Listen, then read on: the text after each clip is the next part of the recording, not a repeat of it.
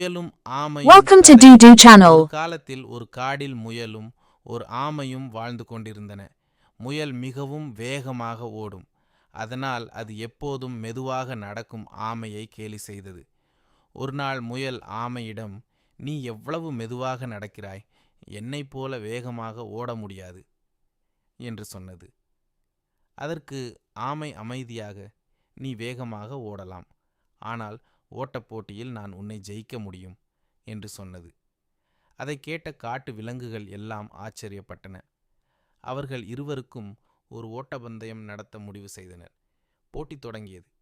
முயல் மிகவும் வேகமாக ஓடிவிட்டது. ஆமை மிகவும் பின்னால் இருந்தது. முயல் நினைத்தது, ஆமை மிகவும் மெதுவாக வருகிறது, நான் கொஞ்சம் தூங்கிக் கொள்கிறேன். அது ஒரு மரத்தின் கீழ் தூங்கிவிட்டது. ஆனால் ஆமை மெதுவாகவும் தொடர்ந்து நடந்தது.